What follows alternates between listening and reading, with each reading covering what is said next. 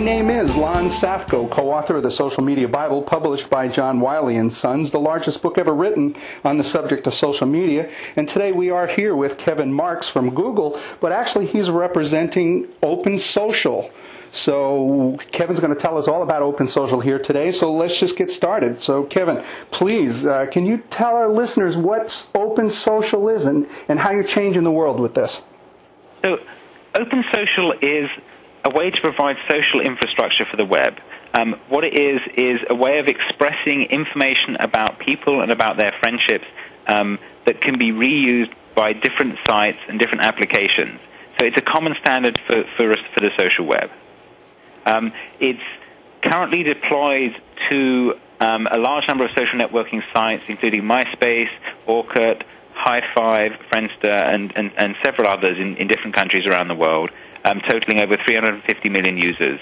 And we expect that to continue growing as more sites pick it up over the next few months. Wow, 350 million users, and you're bringing in companies from not just the United States, but all over the world. Very much so. We've got sites in China and Korea, European countries, South America. It's basically what you find is there are different social network sites in different countries, but they will have a lot in common, and we can provide a common API that fits into all of them. What a monumental task. Wow. And so the good thing about this is you'd mentioned there's 350 million users out there. That's a huge number. And really the work that you guys are doing is kind of behind the scenes, and it's really transparent to the user, other than the user themselves are actually getting a better, more easy to use, robust product. Well, that's the point. I mean, the problem at the moment with building a social application is that you have to gather the data. So that means you have to put up a form for the user to fill in, to get them to give you their name and their date of birth and zip code and whatever else you want from them. So that's quite a barrier that you put up in front of the users, and that you'll lose a lot of them when they have to fill in that form. And then again, if you actually want to do something that relates to fully social stuff rather than just personal stuff, you've then got to ask them who their friends are, which means they've got to go around and find all their friends who are members of that side. Mm-hmm. Now, the first time you do that, that's quite fun. If you join a large social network and you've got some friends on it, you can go around poking around, looking at them and discovering stuff about them. But if you have to do that for every site you sign up for, that becomes a chore very quickly, and people are reluctant to do it. And then you get sort of bad workarounds that people come up with, like, give me your password and email for your web email site, and we'll draw on your address book from that. And that's training people to give away their passwords to the website. Good point. And it's also drawing on potentially a broader set of data than you were happy sharing with them. So the value of the OpenSocial model is that you can have one or more of these trusted containers, trusted custodians of your data that you store the information in, and you can run an application that you give permission to draw on that data, so that it can know about you and about your friends and use that to customize the experience that it's having.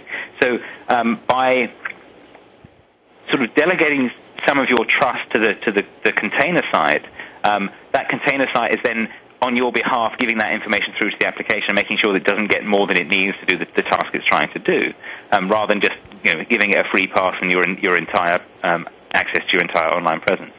So there's value there's value for the site developer because they're able to draw on this larger pool of information, and there's value for the user because they don't have to re-enter all the data.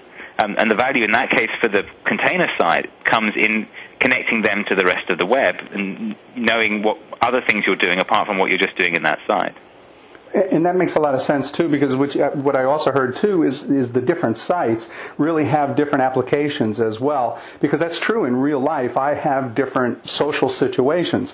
The people that I work with, the people that are friends from work, personal friends, relatives, family members, those I all interact differently with and exchange really kind of different information, and the relationships are different. Right, and you don't necessarily want them all connected together.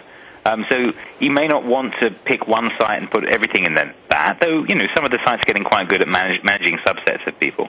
But quite often you'll find that the soccer team has one particular way of organizing themselves. They've set themselves up a group on some site, and you're using that. You may be using LinkedIn for professional networking and keeping track of hiring people and so on. And so it's quite likely that you will have more than one presence on the web.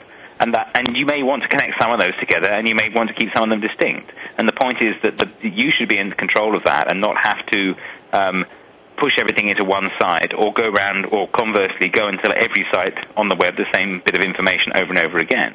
So the point is, as you said earlier, to try to make this stuff invisible to the users. Just it'd be a natural expectation for them that they can share personal and friendship information with sites that they go on the web, but with some trust in that they're going to behave sensibly with it and not abuse it. And that's a sort of a key part of OpenSocial is the user being in control of the information that's shared.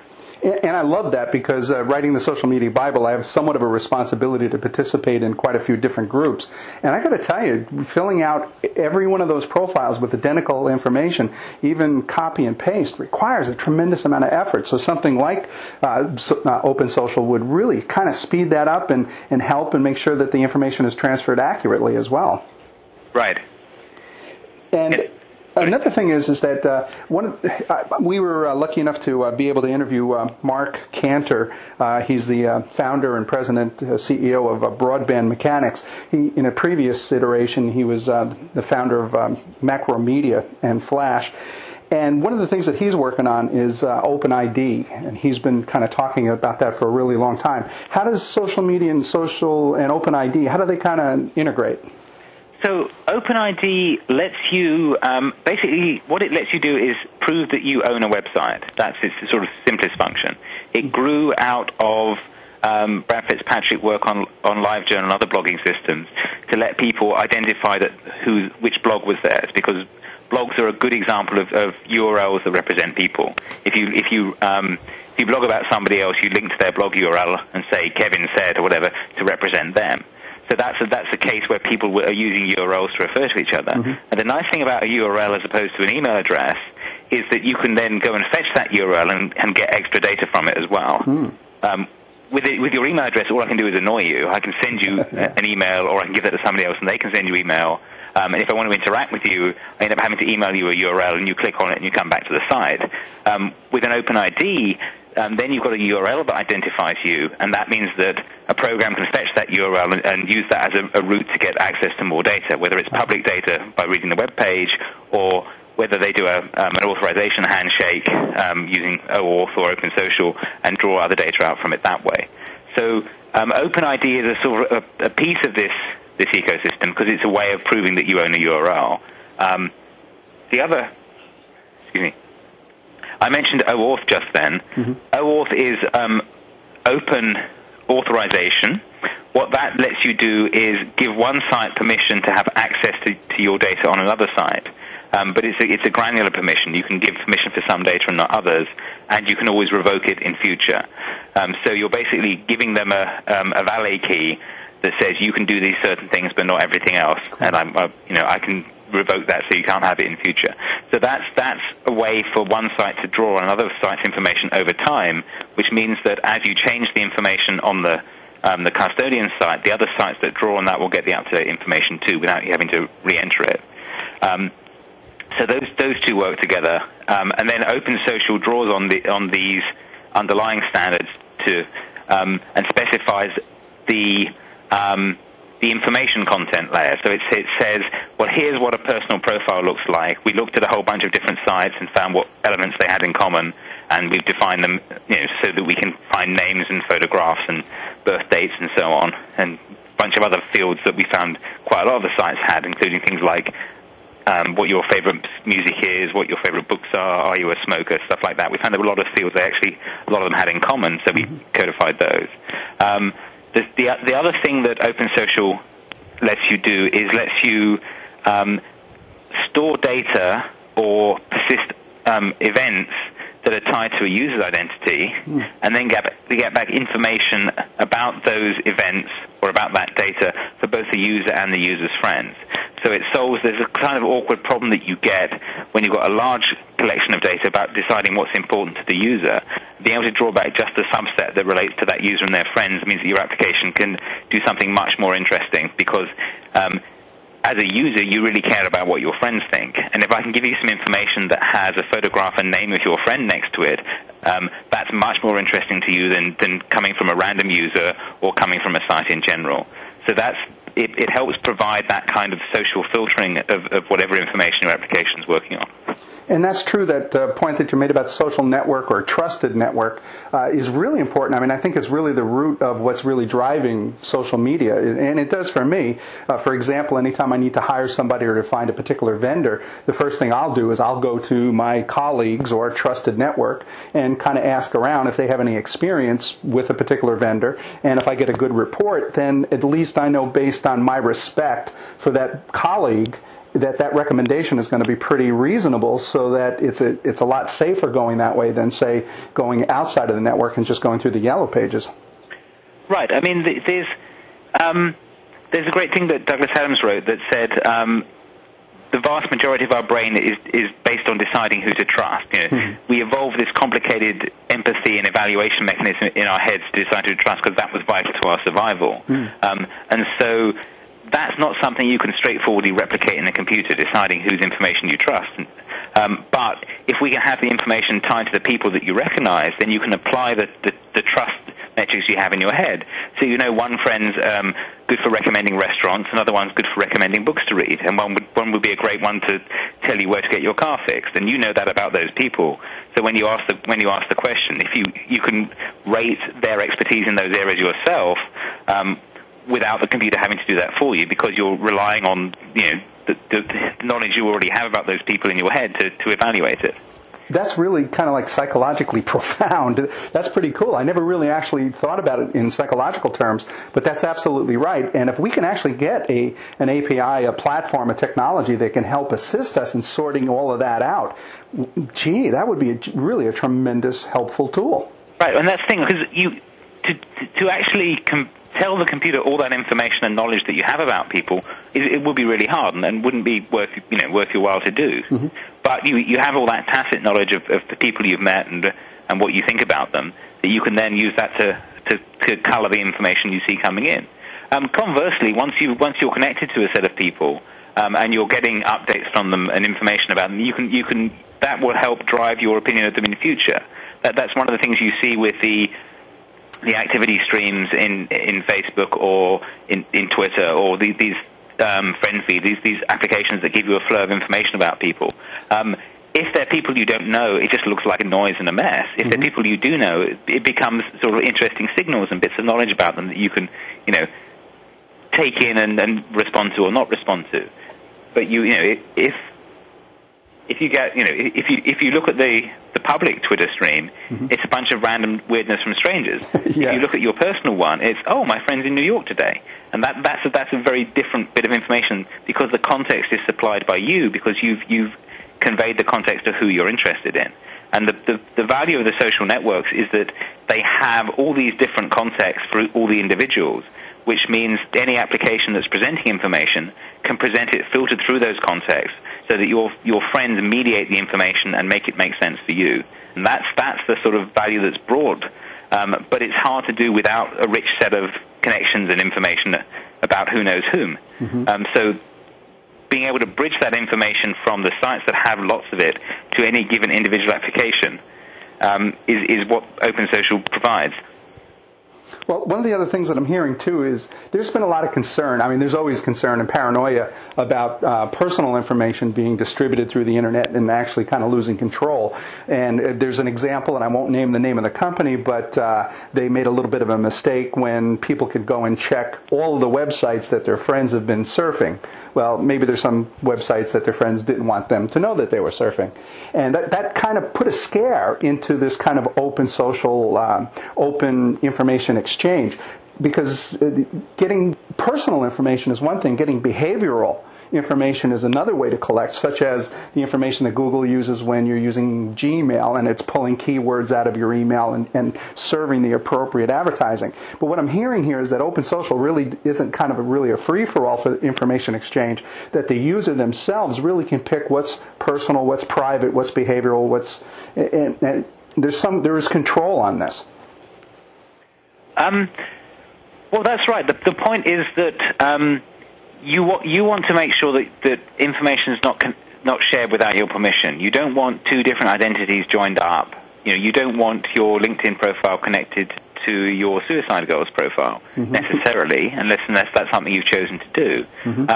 So part of this is making people facet their online existence. They segment it by using different sites for different purposes, and sometimes there's value in connecting them. Sometimes you want to keep them separate, and you want to stay in control of that. And there's a danger in putting everything into one specific site and trusting that to do everything, because it can cause data to leak without realizing that's a problem to you. It can decide to change the way the information flows and then accidentally cause you some embarrassment because you thought things that were in two separate compartments no longer are. So one of the things that's been part of the design of OpenSocial is this idea of the user giving permission and authentication through OAuth before any connections can be made, but also for the because there's this separation between the application and the container that's supplying the data. There's a sort of policy layer there as well. So different containers can impose different policies to fit in with the sort of social understanding, the social contract they have with their users. So, for example, some sites, the assumption is that anything you say on the profile is public and visible to everyone. Other sites, it's only visible to a select group of friends. You can just, and there are, some of them will let you choose different levels of permission for different fields. So when you install an application, there's an expectation on the fully public side that it could see everything, but there's an expectation on the private side that it can only see things that it's been given permission to see. Now, understanding that as an application programmer is hard, and you're liable to make mistakes if you're just told, oh, you're not supposed to show that to people. But by just calling an API and saying, can I have information about this, and then the container can impose its policy and say, well, that information is public, yeah, you can have that. That's private, we're going to have to ask permission of the user before you can have that. Nice. The app doesn't need to know that detail, and it doesn't even need to know that it has been denied the data. It might just not exist there. Wow. So there's this sort of separation layer between the app and the container, which provides a trust boundary. So you can say, okay, I've trusted this container with a lot of information, but I'm only giving some of that over the line to this embedded application. So, and this is controllable by the user. Well, it's controllable by the user potentially, or it's controllable by the container, because the container sets policy, sort of general policy for all users, and takes their expectations into account. The way any given site behaves has something to do with its history of the different kinds of users that have come there and the way they've shaped that site. Expectations. So there's a set of expectations there. So this isn't like you get a terms of service that you click through when you join the site, and nobody reads those. But by the practices you do on that site, that defines the information that site has and the expectations you have for that site. And the sites can understand those expectations and not violate those for you, so that when an app runs within that environment, it will take on the context of that environment and the social mores of that environment, so that it will see more or less information depending on what you've decided to share with that site, and more or less of your friends' information in the same kind of way. Well, I like that, and I think when people realize that OpenSocial, OpenID, that really there's some controls on it, and the information isn't getting exchanged freely. I mean, I'm excited to hear that, because yes, if I give certain information to my MySpace account, well, then I pretty much want that as somewhat public information, maybe only from my friends, because, as you know, you can't view a lot of information in MySpace unless you invite a friend. And one of the things that I find interesting, too, is that after talking to HR managers, an awful lot of them actually go in and look at clients or potential employees' MySpace pages to really kind of find out what they're doing on their off hours. So if you've got a lot of pictures of you up there being drunk at the local party last Friday, probably doesn't play well with an HR manager who's looking to hire you. So these different levels of information, I think, is really important. Well, that's part of this compartmentalization issue. Yes, is understanding who has access to what, and people may not understand directly what they're sharing with whom. That can be part of the problem with the sites that that haven't thought this through in detail. That's true. That reminds me of another aspect of this, which is that the other thing that we're seeing with OpenSocial is that by abstracting away the social infrastructure, that can actually apply in more than one kind of context. So I've mostly been talking about social network sites up to now because they're the ones that took this up first, but we're starting to see other kinds of sites work with OpenSocial as well. One example is is like dashboard sites. If you think about iGoogle or MyYahoo, those are much less personal profile sites as information dashboards on the web that draw in information from outside. Yeah, mashups. And yeah, they're basically lots of little things that you embed in there that tell you stuff about the world. But those have the same problem that the websites do, which is for each of them you've got to say, well, actually, I'm in this zip code. I care about news about this topic, and tell them all that stuff about yourself.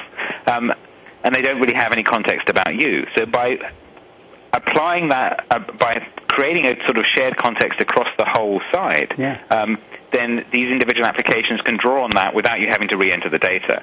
So that's an area we're going to see expansion in soon when iGoogle launches and when we see this with these other dashboard-type sites. That's a really good point too, because every little widget requires pretty much the same information on about me in order to function properly. And if that could just be automatic, I mean, kind of like Apple uses Keychain for passwords. I love that. And remember me on a website because it saves me the trouble of having to remember and to put in all those passwords every time. Right. So you can imagine the environment having that context for you and supplying to the different applications. Another kind of container that we're starting to see being built is if you think of, and you were talking about HR reminded me, if you think about customer relationship management sites like Salesforce or Oracle CRM, they have large databases of people and information about them. And they have a similar issue of wanting to be able to do innovative things with that and build new applications around it. What we found when talking to them was that OpenSocial actually fits that as well. In that case, you've still got the same thing of you can have some knowledge about the person using the system because you've logged in to use it, so you can know about them and their friends and colleagues. But because you've got a database of customers, you can have the profile page is the customer page, the information about the customer that the company has created about them. And so you can use that as an input to the applications too, and again draw on the information about the person using the site and the information about the customer, and embed applications in that as well. So it was the same model actually fits in several different places. There's this idea of the viewer of the page and the owner of the page, and who the owner is varies depending on what kind of site this is. The normal social network, it would be your profile. In a dashboard, the viewer and the owner are always the same. And in a CRM system, the viewer is the user, and the owner is potentially the customer that you have information about. So we've got this sort of, by coming up with this common abstraction, we found that it fit a very broad range of possible sites, which meant that the applications can really move between many different kinds of sites and still make sense. Wow. That's exciting. I never really thought about applying this OpenSocial to all these different, everything from widgets to social networks to passwords to pretty much any form or any place that you enter information on the internet. So, that's right. So you mentioned widgets. That was the first iteration of OpenSocial, the thing that's widely deployed now. That was designed for running gadgets inside sites. So you've basically got an application embedded inside another site. And there's a bunch of advantages to that, because that means that the embedded application gets access to all the site's users, and the authentication is much easier because the site is managing that for you, because it's wrapping that up, the gadget up inside it. So that was the version that we've now got currently deployed to a lot of sites.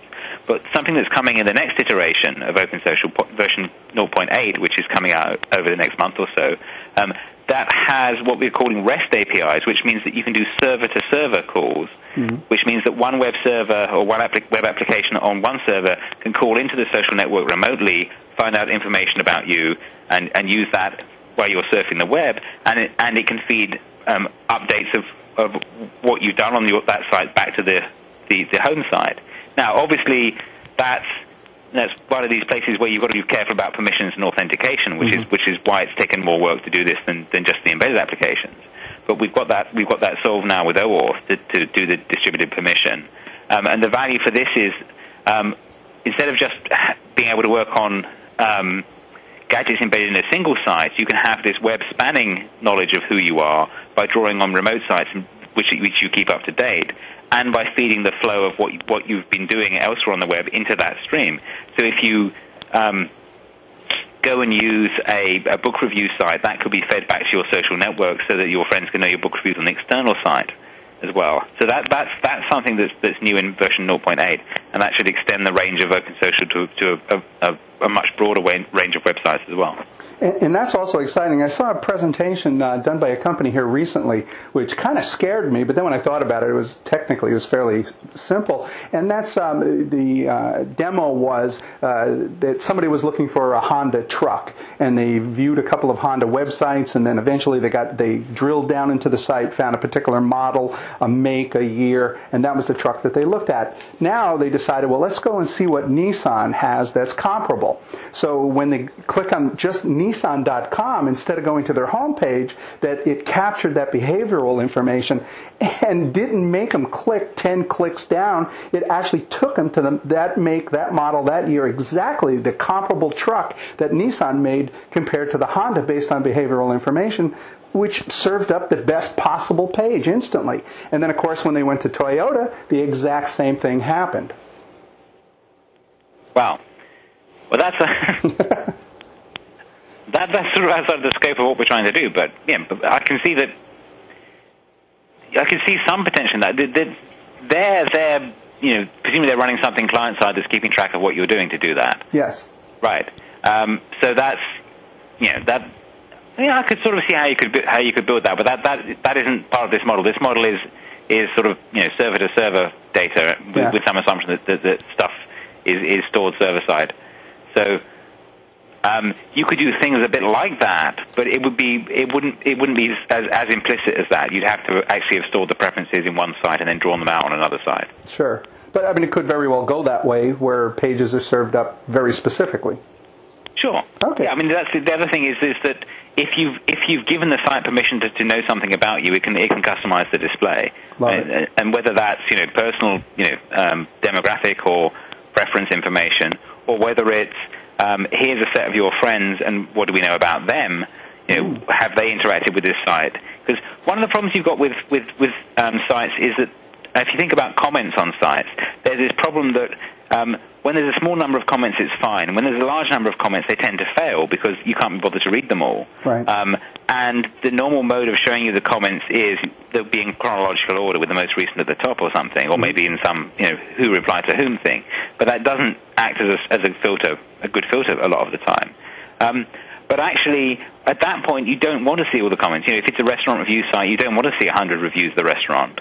But if a couple of your friends have reviewed that restaurant, that will be really interesting. And if it could know who your friends were and pop those ones to the top, that would be much more valuable for that site and for you than showing you everything and making you have to flick through it yourself. So it can be subtle adjustments to how information is presented by drawing on this information about you. That is an example of where it could be useful. That's really powerful. And for the people that might be a little bit afraid of it, too, I mean, we've been kind of used to at least one level of this. I mean, whenever you go to Amazon.com to order a book, it comes back and says, here's the other types of books that people who bought this book also bought, and you may be interested based on the behavioral information of all of the other purchasers. Right. Okay. Yeah, but that can get mixed up in intent as well. I mean, Amazon has a good signal because they're purchases. So that's a fairly strong signal. So I've actually given them money for something. But it tends to get a bit confused because I've been buying things for my kids as well. Mm-hmm. And so it will sometimes give me this random mixture of things that are things for me and things for them. This is specific to your network. Yeah, because the behavioral signals aren't always clear. And, and if, an Amazon that knew what my friends were reading will be really interesting too. I can see that would be powerful. That would be really powerful, and I'd be interested in that as well. Because if I respect somebody, I'd be kind of curious to see the types of books that they're reading because they may interest me as well. And that's exactly the kind of application we've seen on OpenSocial. One of the successful ones is a "What are your friends reading?" type application. Wow, I like that a lot.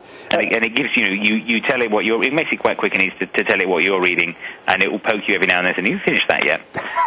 That's really good. And then you get this sort of flow of recommendations from it, which is, did you know your friend was also reading this book, or would you like to suggest this book to somebody else?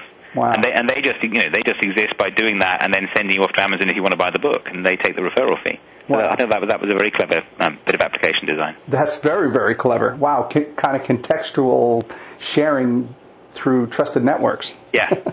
Wow, that's really powerful. I mean, I'm just thinking that you had this tool set, this skill set, all the different applications that you can apply it to, and it just makes life on the internet that much easier for all of us.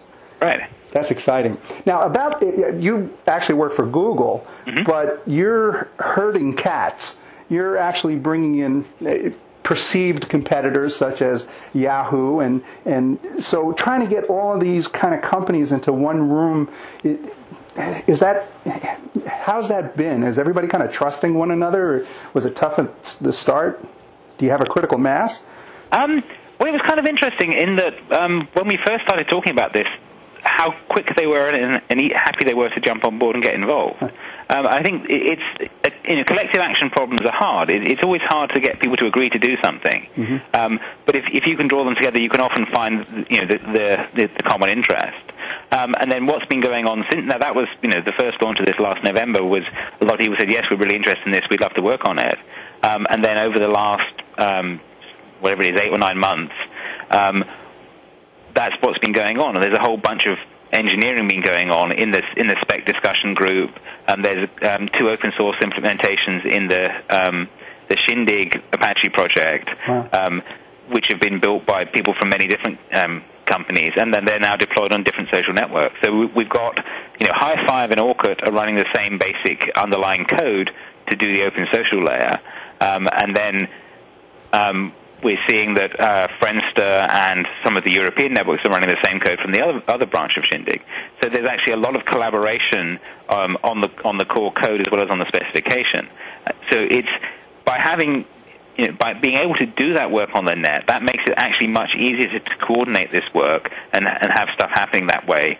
And by making it open source, you also get this interesting benefit, is that people can get involved with this without actually having to come and talk to us. So we found, a couple of occasions we had, IMEAN went and implemented the OpenSocial from the specification, and then joined the group afterwards and told us they'd done it. That was pretty good. And now they're contributed to the specification, and they're working together that way. Wow. And another company called Arn Labs from Korea, they came to visit here. And I was expecting to give them the OpenSocial is wonderful, you should think about it. And they said, oh, no, we already built it. We downloaded Shindig, we've got it up and running, we translated it to Korean, and we built a developer website in Korean so that Korean people can build applications for it as well. Yeah. So the power of open source and the open web is that by putting stuff out there, it can find, again, in the same way, it can find the people who are interested in it, and they can feed it back into the community. So that's something that we've seen is very strong about this. Wow. And the nice thing about the open source community is that it's mature enough now to have these kind of practices and models like the Apache Foundation. That means that we sort of know how to do this kind of large-scale collaboration between people from different companies now. And that's that's sort of part of the way the web works. Is it's a set of agreements between different people to do the same kind of thing. So this is building on that model and doing the same thing for social as was done for connectivity with TCP/IP and for documents with HTTP and HTML. Mm-hmm. And one of the things, again, I want to just kind of stress is that I hear you mentioning not just companies, but countries, because this isn't just trying to herd the American cats, because, again, we're U.S.-centric, but this really is trying to pull together and I'm going to use the term, trying to pull together the entire world into a standard. Very much so. I mean, that's part of, to some extent, code is the common language. And, you can run code and it doesn't care what language you're speaking as a user. And the same, and there are cultural differences and things like that, but there's a bunch of commonality between people that actually means that different sites can work together on a standard, even though they may have a different set of users and they may have to adjust how they behave a lot on the particular site for it to work. We are seeing that connection between the different sites.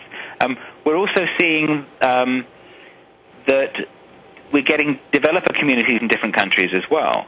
So there will be a popular local social network that they're excited about, and they'll build an application for that. And then they may think, oh, we could take this to one of the other ones. We could take this to another country, or we could partner with a U.S. company, or we could partner with a German or Korean company to move it to their world. And we're starting to see those kind of connections form as well, because we've got this shared platform that people can build upon. It means that the effort of moving it from country to country, it still takes some work, and you sort of translate it and check for cultural misunderstandings and so on. But that's much easier when you can actually get the code running and then have a conversation with someone in that country who's done something similar already. So we're seeing that community grow, and we've got a series of Google Developer Days that we're organizing across Europe and Asia in the fall coming up, that we expect to see even more of this. We're going across Europe, and then we're going across Asia and meeting developers in each country and working with the social networking companies in each country as well to bring those together. So a lot of this is, it's not so much organization as just creating a space for people to get together and helping them do that. Wow. Again, that's if someone approached me and said, how would you like to try to manage a project like this, it would scare the heck out of me.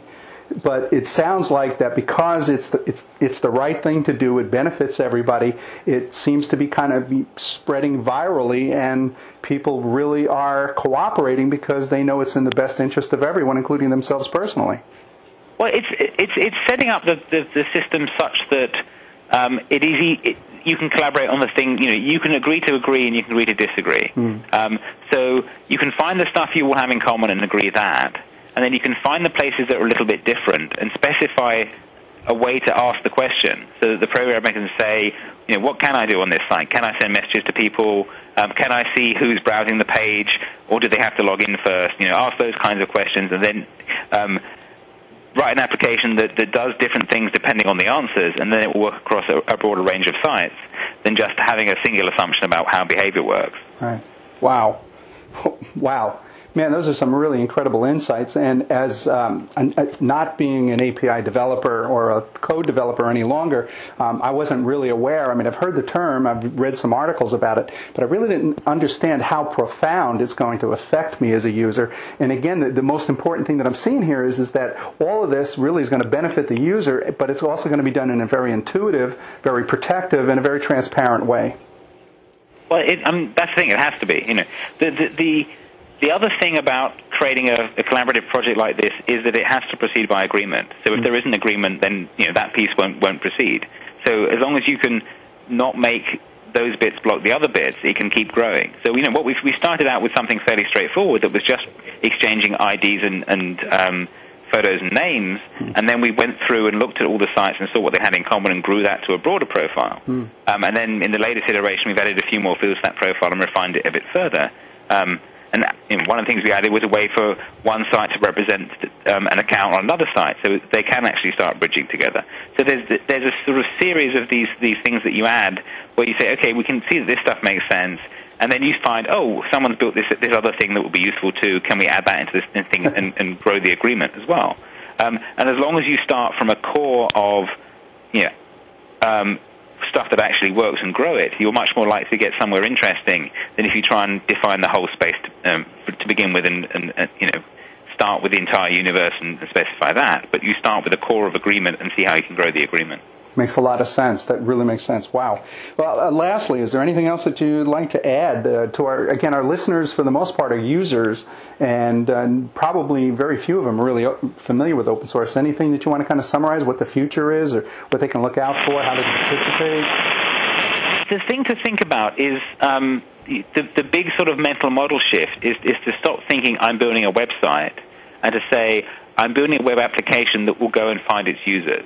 How can I separate the application itself from the information about the users it needs? Because if you build to that model, it means you can take the application and move it through all these different sites with their 350 million users and more coming, rather than have them all have to go to your site and tell you everything and be over again. So I suppose what I'm saying is no website is an island anymore. But you can take your application and move it through other people's sites and help it find the people that are interested in it. That's the sort of the key transition here is moving from I'm a standalone site on the web, come find me, to I'm an application that moves through the web to find the people that are interested in it. Wow. Wow. That is awesome. So basically, when you go home at night and you get in your car and you turn the key, you look in the rearview mirror and you say, I'm changing the world. Well, little bits of it. That's the idea. A piece at a time. Making the web better. I love it. So, Kevin, is there any place at all that people can find more information? Is there any blogs or websites, or if they're interested in getting more information about the work that you're doing on OpenSocial? If you go to OpenSocial.org, that's the best place to start. That has information about OpenSocial and links to development resources and up-to-date news and so on. Excellent. That's really excellent. So I'd really like to thank Kevin. Thank you so very much, really, for being here and for sharing your time with us and talking about OpenSocial. I learned an awful lot. I truly appreciate this. And this has been Lon Safko, the co-author of the Social Media Bible, published by John Wiley and Sons. Be sure to check out our other valuable social tactics, tools, and strategies that can be found in the Social Media Bible, as well as its companion website, www.thesocialmediabible.com. And for more information about me, Lon Safko, or to learn how I can speak at your company or next event, please go to www.lonsafko.com. And Kevin, again, thank you so very much for being here, and thank you for our listeners. Thanks very much. Much appreciated. Thank you.